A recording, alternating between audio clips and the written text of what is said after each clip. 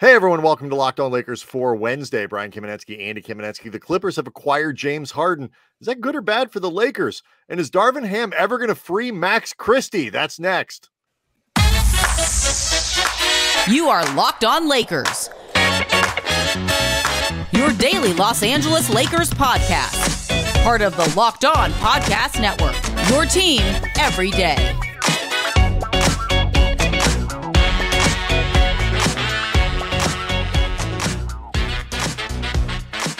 Thanks to everyone for making Locked On Lakers your first listen of every day, Monday through Friday, no matter how or where you get your podcasts. Always free, never behind a paywall. Locked On Lakers on YouTube is where you can go hang out with upwards over now 21,000 subscribers to the channel, all of whom are really excited for tonight's game against the Los Angeles Clippers, the very, very busy, although tonight shorthanded, and that will matter, Los Angeles Clippers. They have been very, very, very busy. This James Harden thing finally went through, and we are going to decide whether or not this is a good thing or a bad thing for the Lakers. Before that, I want to let everybody know that today's episode is brought to you by FanDuel. Make every moment more. Right now, new customers can get $150 in bonus bets with any winning $5 money line bet. That's $150 if your team wins. So visit FanDuel.com/locked-on to get started. I wonder, Andy, if people will start making more of those money line bets on the Los Angeles Clippers now that they have acquired James Harden. It took, I actually think, less time than I thought. Like, I know people thought if it didn't happen over the summer quickly, that it might take a long time. Daryl Morey was going to hold out for Terrence Mann and this, that, and the other, and whatever. No, in the end, we're about a week into the season, and James Harden is on his way to Los Angeles.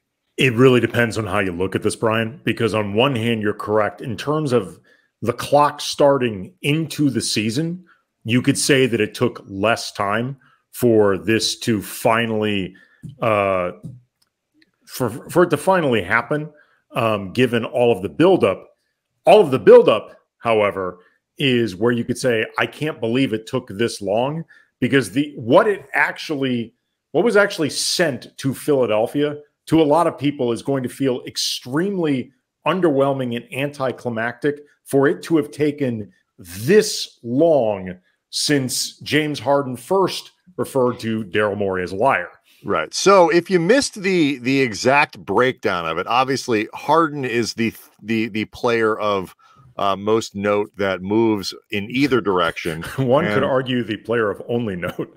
Well, and we'll get to that. And the Sixers are getting draft capital as much as anything, but other players involved. The Clippers are also picking up PJ Tucker, who could be useful for them, and something called Philippe Petrusev.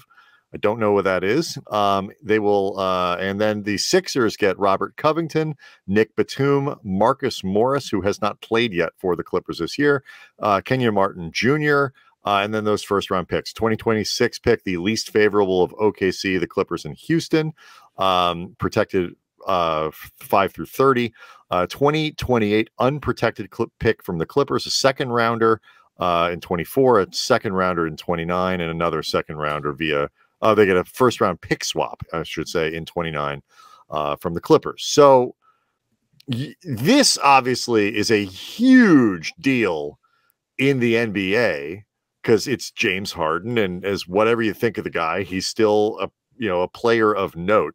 But obviously, Andy, just as it was when the Suns made their big moves and they were doing stuff, we're really interested in what this means for the Lakers, because what impacts the Clippers definitionally in the Western Conference and in the Pacific Division impacts the Lakers, including tonight, because they are playing. And as far as I know, none of the players involved, this stuff happens too fast. I don't think guys are going to be in uniform. Well, as of this recording, there has been no official announcement from the teams. And until you get that official announcement, it means that nobody has done their physicals, all that sort of stuff. And then on top of it, James Harden may need his traditional ramp-up period before he eventually gets on the court. So mark your calendars. He could be miraculously ramped by the time. He wasn't quite ramped and ready to go for the Sixers, who, by the way, also didn't want him playing. So no, but there have been past ramp-up periods as well. James Harden needs time to sweat all the toxins out of his body, all the gravy out of his body. Like there's a lot going on for James Harden. Strip club chicken wings. It's a lot. I will recycle the joke that zillions of others recycled from each other. No matter how this thing shakes out for the Clippers, for the Lakers, for the Western Conference, for the entire NBA, the exotic dancers across Los Angeles, massive win for them. Yep. Big win. Big win. This is their Halloween. Yep. Like this is their Christmas big Halloween. Just got a lot better. Yes. Well, no, families. From now on, Christmas is Halloween. They are synonymous in terms of how they remember the history of exotic dancing in Los Angeles. This is like their July 4th. So the quick point I want to make about tonight's game, and then we'll get to the longer term implications. Just as it was when the Lakers played the Suns and they didn't have Brad Beal and they didn't have Devin Booker, like the Lakers needed to win that game because this was a Western Conference rival in terms of seeding and all that kind of stuff, where these games matter for tiebreakers, for the overall record, for all of this stuff. It was a big opportunity. The Lakers wasn't easy, but they did take advantage and they won that game. They now have a 1-0 lead in the series on the Suns for the season. Same deal tonight, assuming that the Clippers will be shorthanded and Harden isn't in uniform and 4 guys are out the door, PJ Tucker's not in the door, all this stuff. The Clippers are going to be very shorthanded. And even though Kawhi and Paul George are healthy and presumably playing, that team, which wasn't really deep, I think before, I mean, they're good players, but not wildly deep, lost some of that playable depth. And so the Lakers are going to be at a distinct advantage and need to win the game. It gives the Lakers an extra advantage in this game, and now they need to win it and take a 1-0 lead on the Clippers in the season series. And oh, by the way, beat the Clippers for the first time in 800 years. Yeah. They still will be going up against, like you said, Kawhi and Paul George and Russell Westbrook, who has been very good for the Clippers. So that matters. But it's not the same. It's not exactly apples to apples with what the Suns were doing. But no, it is an opportunity. My biggest point is it is an opportunity where the Lakers gain an advantage that they wouldn't have otherwise had. And, the star power is obviously still there. And, the Clippers have a better supporting cast than the Suns do, no question. But it's an opportunity. That's all. No, absolutely. You're 100% correct. And if nothing else, if James Harden does not end up active for this game against the Lakers catch a break beyond the fact that they get the Clippers a little more shorthanded and you don't deal with James Harden. Harden has made a habit of his first game with the team that he forced himself to. He tends to pronounce himself. His first game with Brooklyn, he was he's really had a lot good. Of practice. Yeah, his first game with Philadelphia, absolutely. He was really, really good. I imagine his first game with the Clippers, no matter how this thing shakes out, he's going to be really good in that game. So if the Lakers catch that break, good on them. Well, it's funny because, I know Lakers fans have been begging for the Clippers to go get James Harden. And I think they were probably hoping Terrence Mann would be somebody who gets sent back to the Sixers and all that. And it is not hard to envision scenarios, Andy, where this is a wild disaster for the Clippers with horrific long-term implications that Lakers fans will deeply enjoy. But that said, it isn't necessarily guaranteed it's going to play out that way. And so I want your reaction to the trade, and I want, and we'll both kind of dig into how we really think this impacts the Lakers and the Western Conference next. Locked On Lakers is brought to you by FanDuel, and you can celebrate this NFL season with incredible offers from FanDuel, America's #1 sportsbook. And right now, new customers, you get $150 in bonus bets back with any winning $5 moneyline bet. That's it. Just $5, and if your team wins, $150 back in bonus bets. And you can use those bonus bets on spreads, on player props, on over-unders, futures, all sorts of fun stuff. The app is really easy to use. And again, FanDuel puts all of those options right at your fingertips. Plus, obviously, NBA props that you can bet on. The Lakers over-under is currently set at 45.5. LeBron is a 50-1 bet to win MVP. Anthony Davis, 31-1. He's also 9-1 to win Defensive Player of the Year, and his first few games have definitely put him on a good foundation for that. Interesting bet, Jalen Hood-Schifino, 150-1 for Rookie of the Year. He definitely needs to be activated. Is that really interesting? Well, it's just a bad idea. Visit FanDuel.com/locked-on and enjoy the NFL season with an offer you don't want to miss. FanDuel, an official partner of the NFL. Reminder, the Lakers play the Clippers tonight at 7 p.m. Pacific time. The Lakers looking to break what feels like a 200-game losing streak against the Clippers. Catch every basket of the Lakers' hometown broadcast with SiriusXM on the SXM app. Search Lakers. Okay, so Andy, this is what I find fascinating about this whole thing, because people tend to look at what happened to the Nets super team and what happened to the Lakers super team, or at least what was meant to be a super team when they acquired Russell Westbrook, and oftentimes treat them as the same. They were both huge disasters. Neither worked out. In the case of Brooklyn, I mean, they fell apart in ways that were, I think, even more catastrophic than what happened with the Lakers.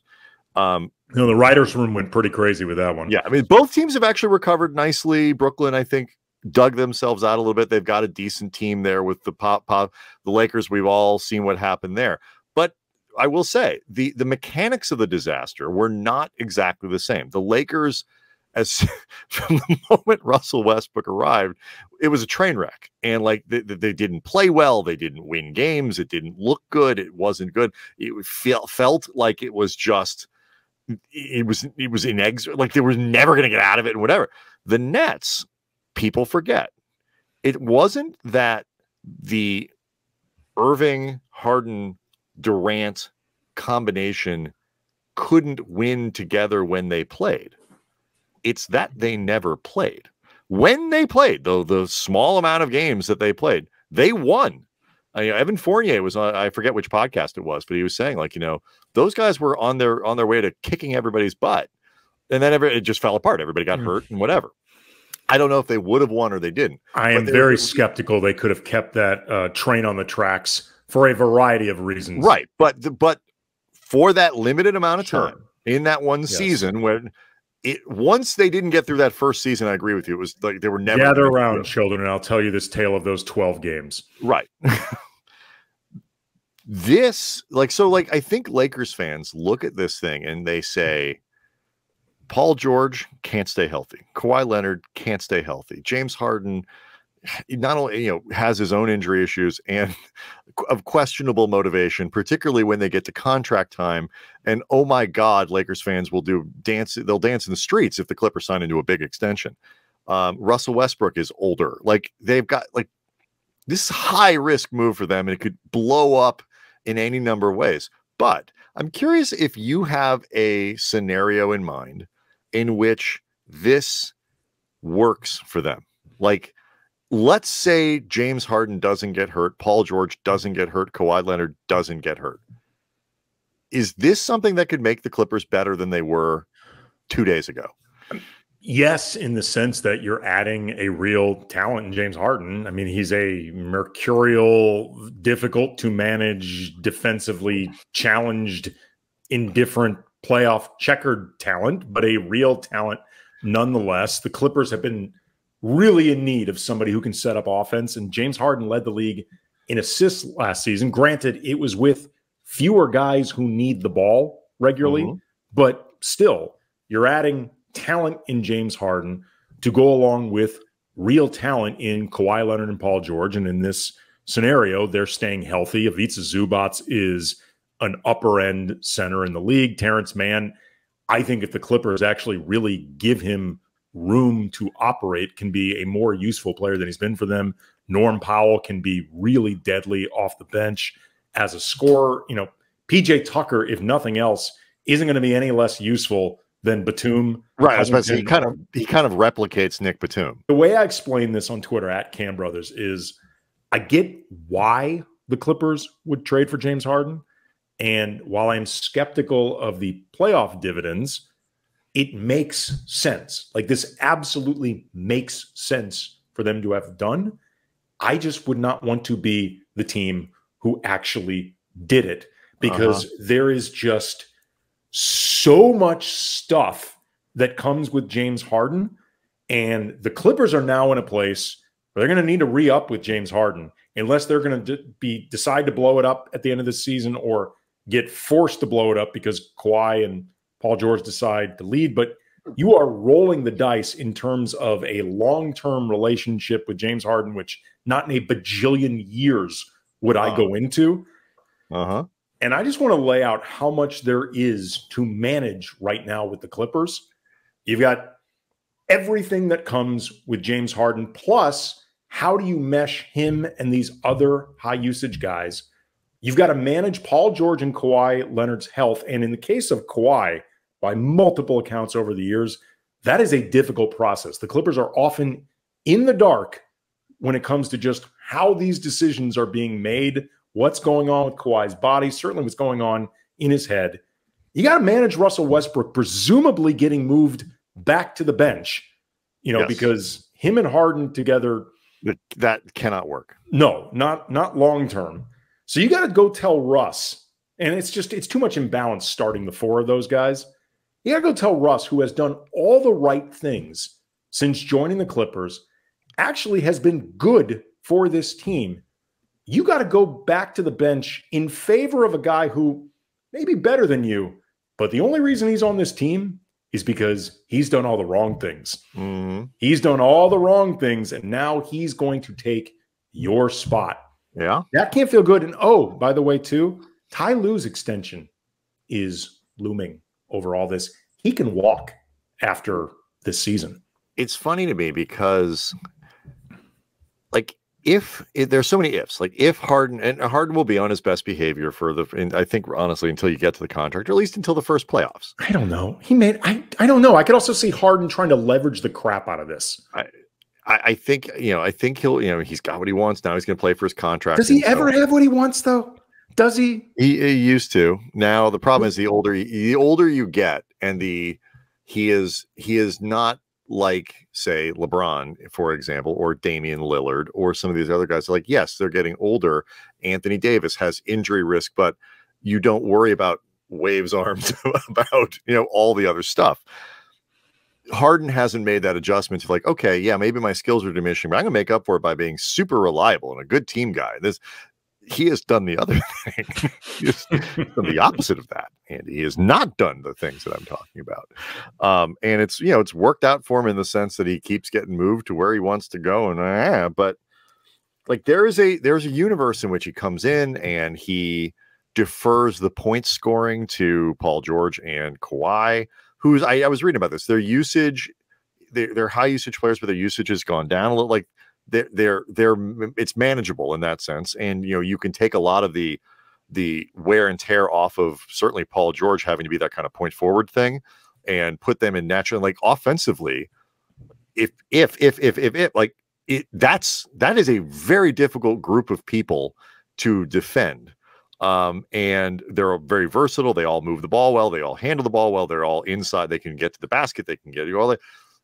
Zubats is a legit target for all these guys in terms of secondary options. And so, and defensively, you have, because Kawhi and Paul George can be so good, it's like you can mitigate some of Harden's deficiencies, put mildly, on that side of the ball. So like, it's not hard to talk yourself into it.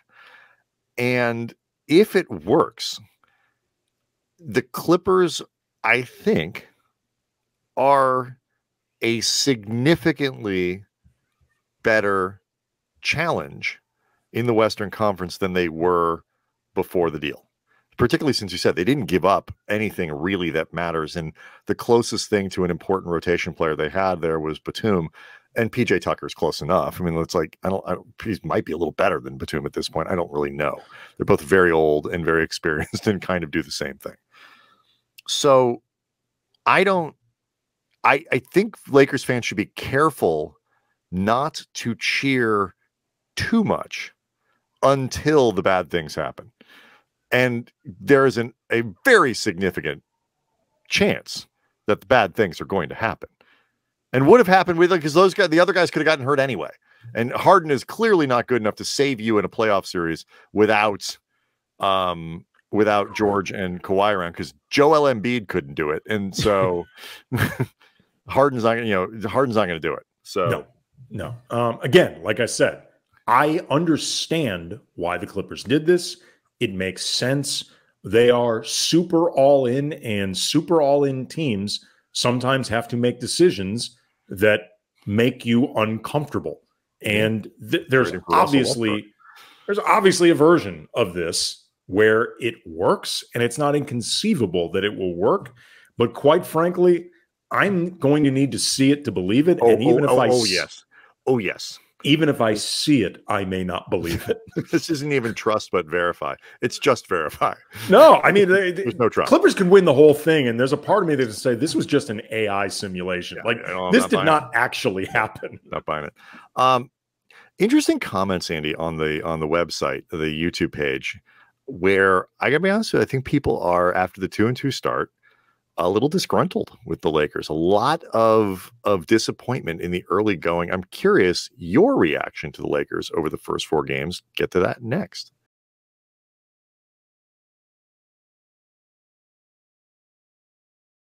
Reminder, the Lakers play the Clippers tonight at 7 p.m. Pacific time. The Lakers looking to break what feels like a 200-game losing streak against the Clippers. Catch every basket of the Lakers' hometown broadcast with Sirius XM on the SXM app. Search Lakers. So we talked about it, Andy, for Tuesday's show. Like, it might have been Monday. It was when the Lakers were 1-2 after losing the Sacramento game. Like, intellectually, being 1-2, given where they were playing, when they started, and all that kind of stuff, wasn't hard to wrap your head around. They won the Orlando game, but they needed every bit of it to get it done.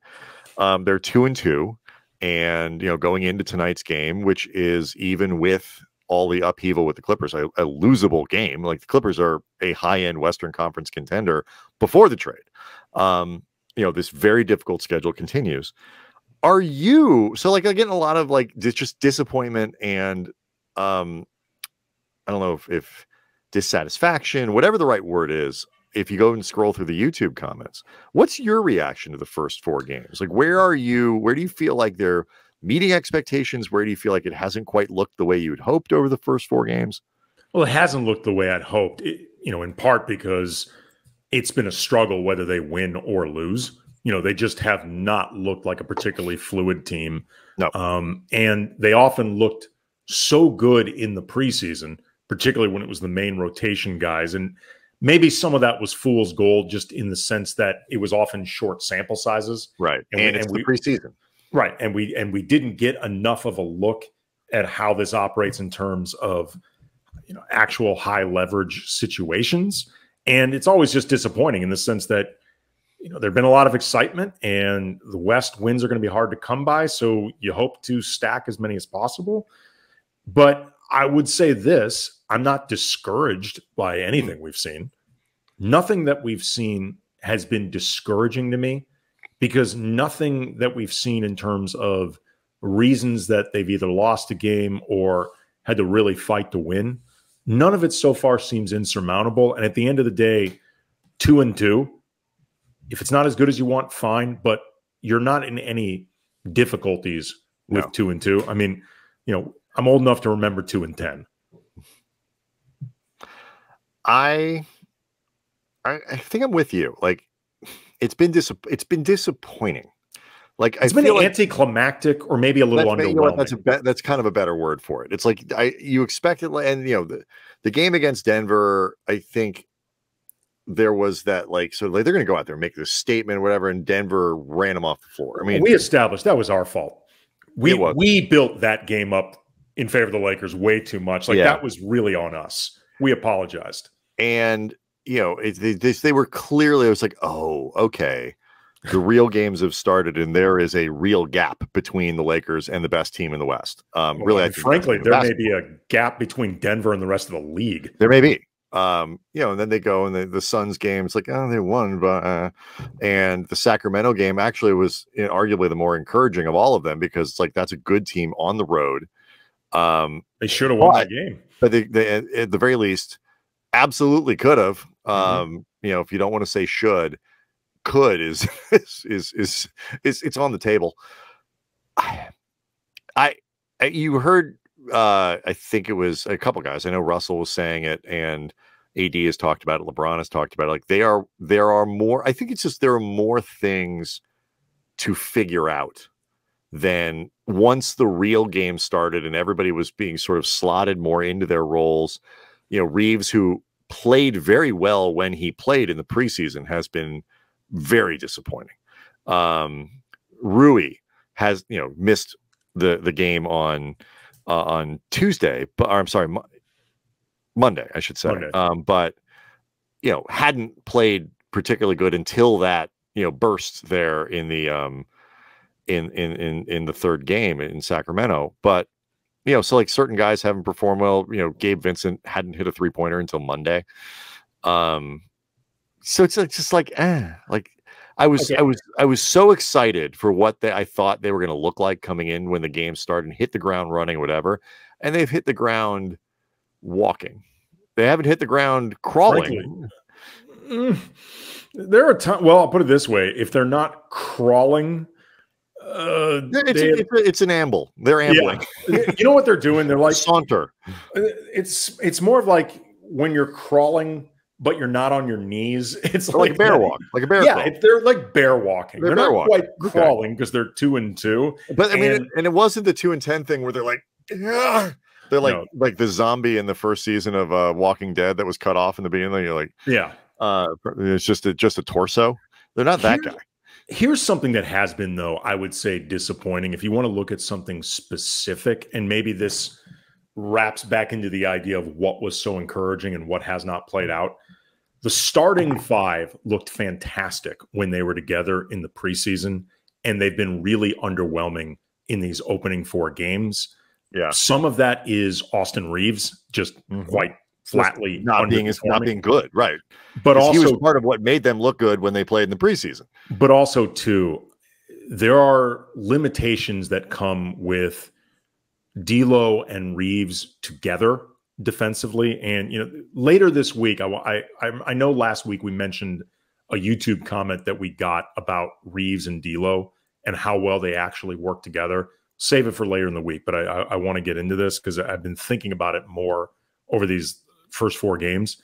But also, too, them combined with Taurean Prince, it has not had enough defensive integrity. And said it many times, they miss Vanderbilt. And I am the more and more I see of these opening 4 games, and granted, maybe things would look different if Reeves were playing better. Like, it can't be overstated enough. This is really hurting them.